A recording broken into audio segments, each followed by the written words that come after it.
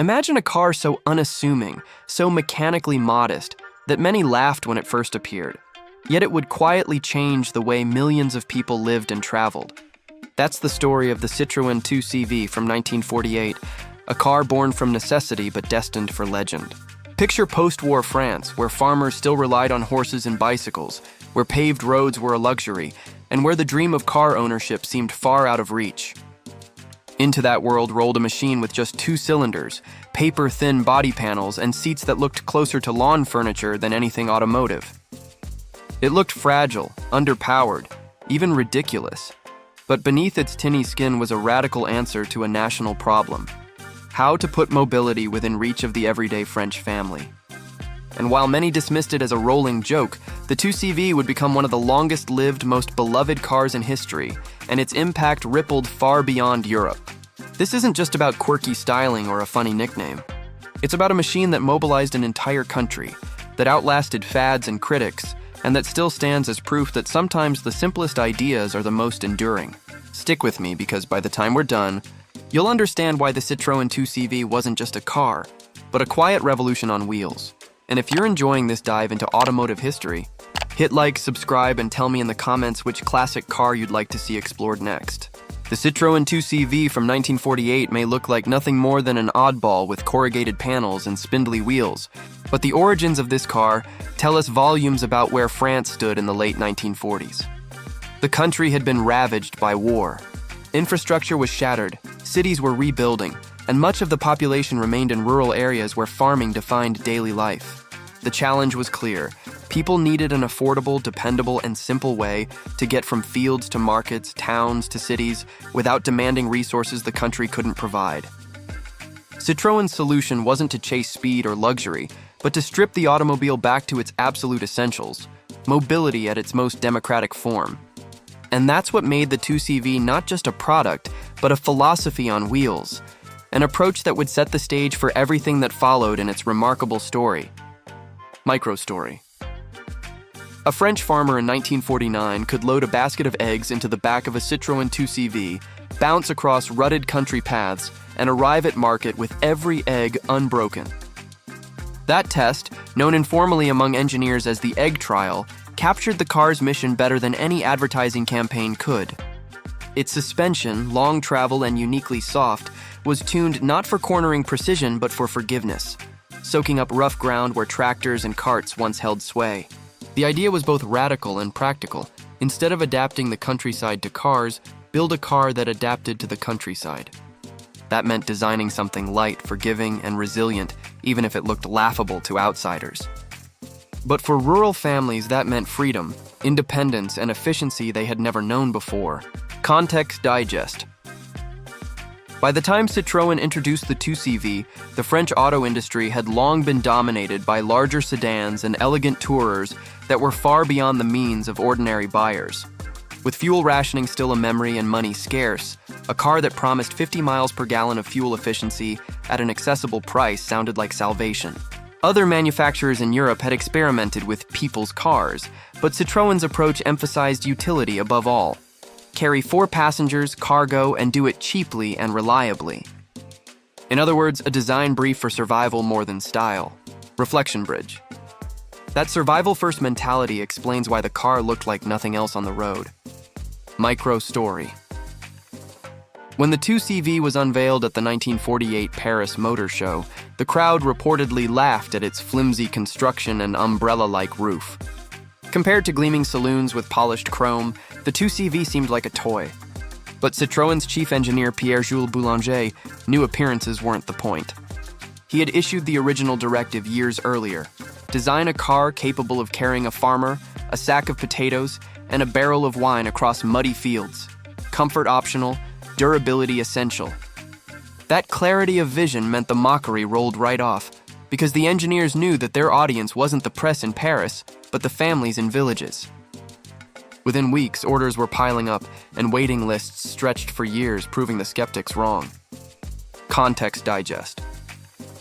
The heart of the Citroën 2CV was its 2-cylinder air-cooled engine, a design borrowed in spirit from motorcycles but adapted for endurance. Producing a meager 9 horsepower at first, it could barely crack 40 miles per hour, Yet that was more than enough for the realities of rural post-war France. Air cooling meant no radiator to burst, no complex plumbing to maintain, and fewer parts to fail in the middle of nowhere. For a farmer with minimal mechanical training, it was a godsend. Maintenance was easy, parts were cheap, and the car just kept running. This simplicity wasn't a compromise, but a deliberate strategy. Microstory. Owners soon discovered the 2CV was a shapeshifter. It could be a farm truck during the week and a family car on weekends. Its removable seats doubled as picnic benches, its rollback canvas roof allowed oversized cargo to stick out the top, and its front-wheel drive layout gave it surprising traction in mud or snow. Stories spread of cars ferrying livestock, lumber, even entire households in ways no rival car could. In rural imagination, the 2CV wasn't just transport, it was a partner in survival. That bond of utility fostered loyalty so strong that some families ran the same car for decades, handing them down like heirlooms. Reflection bridge. Utility was only the beginning because over time, the 2CV's role grew larger than anyone at Citroën first imagined. Context digest. By the mid-1950s, the 2CV had become not only a staple of rural life, but also a cultural marker of frugality and practicality. It stood in sharp contrast to flashier cars arriving from abroad, signaling values of modesty and ingenuity. In towns and cities, young professionals began embracing it ironically, seeing its plainness as a statement of authenticity. The waiting list stretched even longer. In some cases, second-hand 2CVs sold for more than new ones simply because buyers couldn't wait. This wasn't just a car anymore, it was becoming a movement. Microstory. One striking moment came when journalists compared the 2CV to a rival's small sedan and found that while the competitor offered more speed and comfort, it simply couldn't survive the punishment of dirt roads and poor fuel quality. The 2CV outlasted it with ease, and suddenly the laughter from its debut turned into grudging respect. Road trips across Europe became legendary, with students, priests, and adventurers alike using the 2CV to conquer mountains, rivers, and long distances with minimal resources. The car's charm wasn't in power or prestige, it was in proving that modest means could still deliver epic journeys. And those stories propelled the 2CV from a rural necessity into an unlikely symbol of resilience. That shift set the stage for its next chapter, where a once ridiculed machine would become a cultural icon beyond France's borders. The Citroën 2CV from 1948 had already conquered the skepticism of its earliest critics. But by the late 1950s and into the 1960s, its story was no longer about just surviving rural France. It was about expanding influence and redefining what a car could represent. In a world where many automakers chased chrome, horsepower, and prestige, the 2CV doubled down on being the opposite: lightweight, minimalist, and accessible to all. And somehow that contrarian spirit didn't limit it. Instead, it propelled the car into new markets, new demographics, and even new adventures that made it more than just a people's car. It became a cultural passport, a machine that could cross borders both literally and figuratively. Microstory. In 1958, two French journalists decided to prove the 2CV's worth by driving from Paris to the Sahara. Most people assumed the flimsy little car would fail in the desert's punishing heat, soft sand, and endless distances. Yet the 2CV made the trip, bouncing along dunes with its air-cooled engine humming and its feather-light frame refusing to sink where heavier cars bogged down. The success of that journey turned the car into a folk hero, showing that simplicity could sometimes outwit complexity. It wasn't just a city commuter or a farm tool, it was an explorer's ally. Context digest. The export story of the Citroën 2CV is equally telling. By the 1960s, the car was being shipped not only across Europe, but also into South America, Africa, and eventually even North America in small numbers. While regulations and tastes limited its US impact, its presence alone demonstrated Citroën's confidence in the car's universal appeal. In many developing countries, its ability to run on poor fuel and absorb rough roads made it more practical than sophisticated competitors. The 2CV became a rolling lesson in how design for the simplest use cases could succeed where over-engineering failed. Reflection bridge. That global reach turned the 2CV from a French solution into a worldwide experiment in automotive humility. Microstory. Students in the 1960s and 1970s made the 2CV their symbol of independence. Across Europe, university towns were filled with brightly painted cars, often personalized with slogans or art. Its low price and easy maintenance gave young drivers the freedom to travel, socialize, and carve out their identities. What had once been a farmer's car was now part of youth culture, embodying the values of anti-establishment and free-spirited living. That duality, practical tool and cultural canvas, was something few other cars ever achieved. Context digest.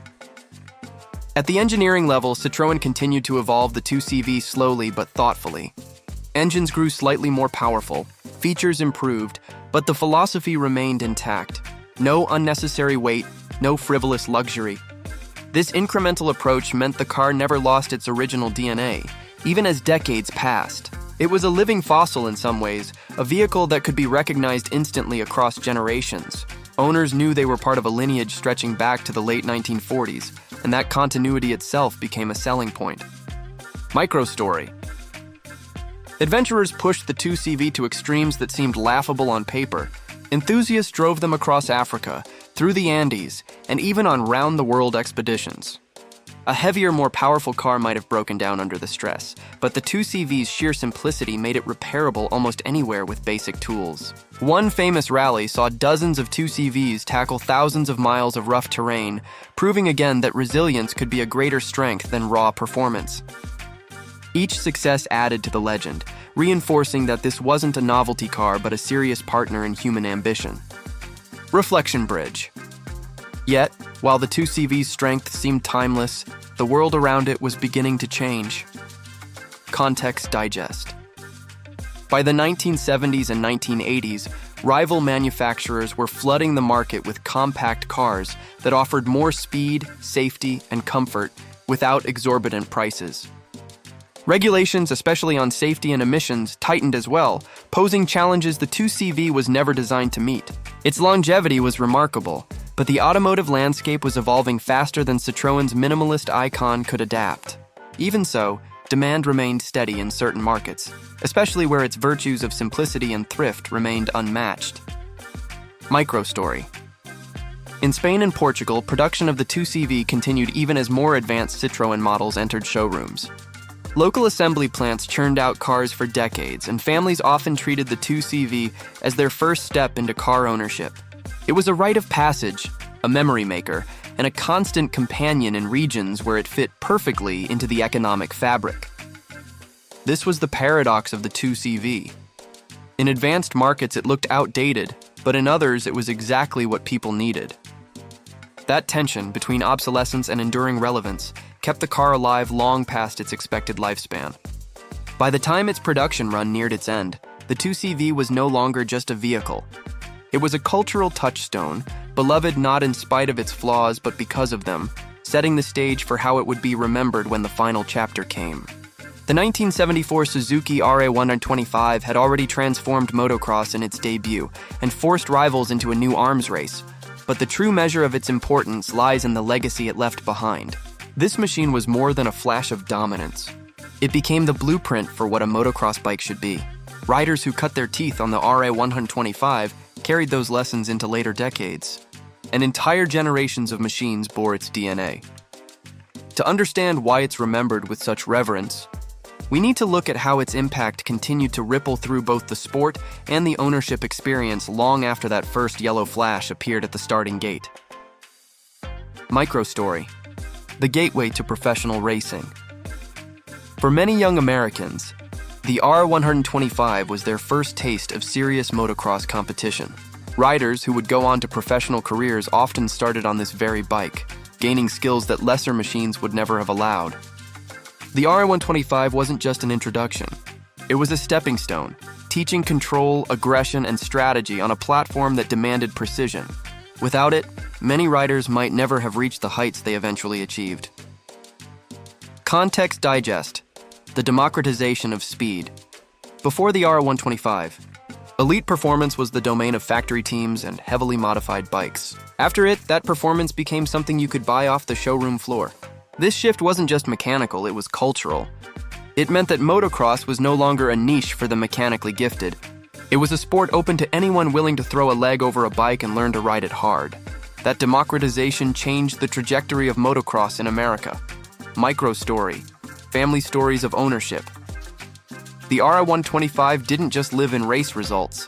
It lived in the memories of families who hauled it to local tracks every weekend. Dads tuning the carburetor, moms packing food for the day, siblings cheering from the sidelines. It became a centerpiece of countless American motocross stories.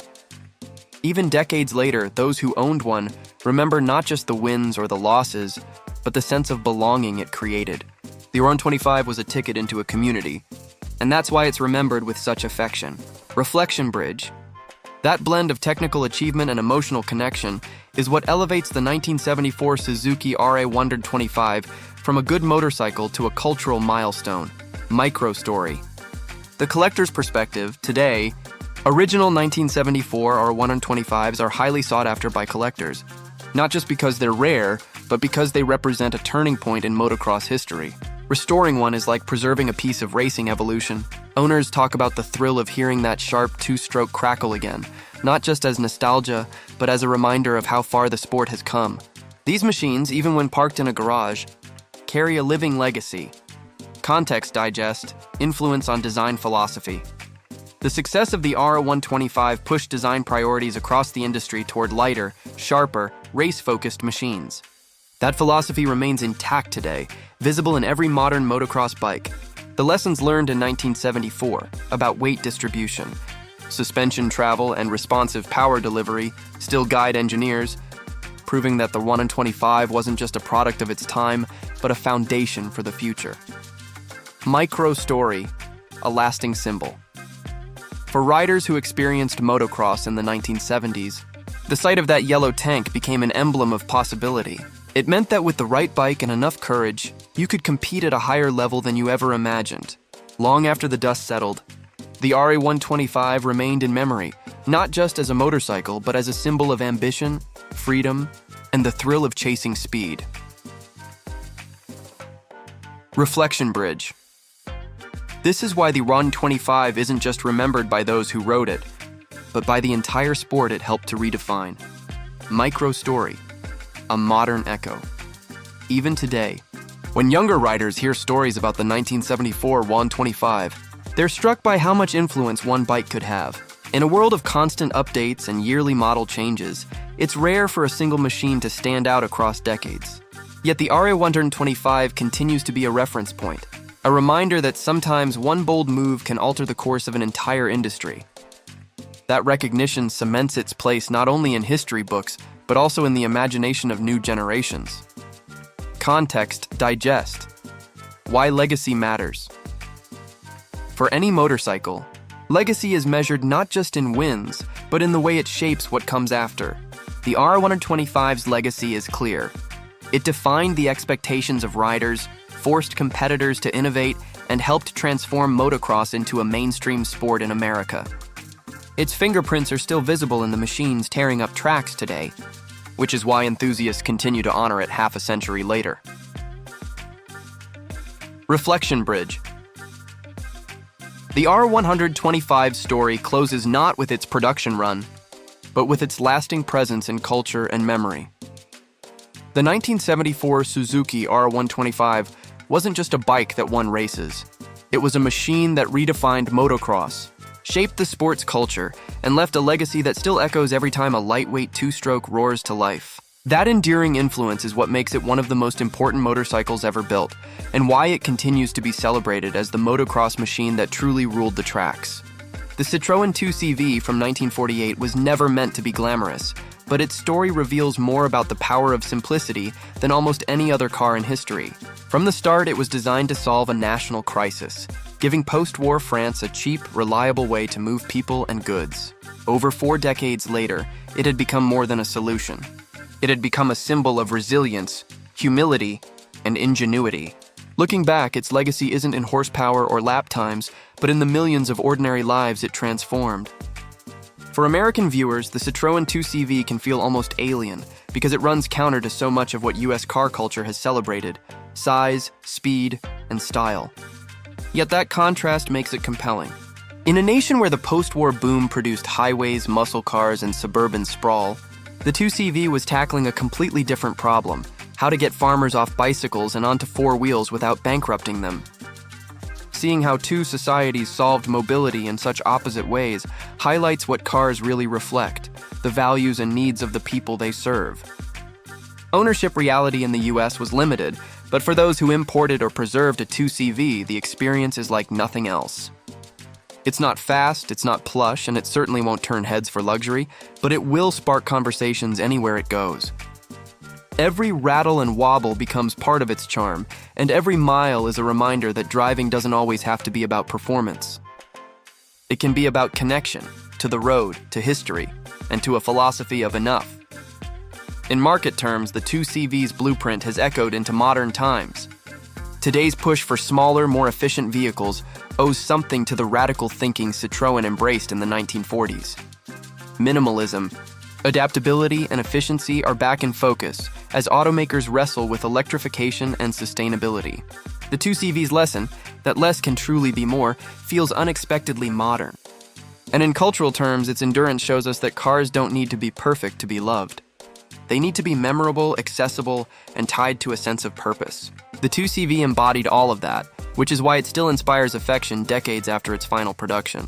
It was mocked at birth, celebrated in maturity, and cherished in retirement, a full arc that only legends achieve. In the end, the Citroën 2CV didn't just mobilize France, it reminded the world that sometimes the simplest tools make the biggest difference. And that's why, long after its last engine went silent, it continues to move us in ways no horsepower figure ever could.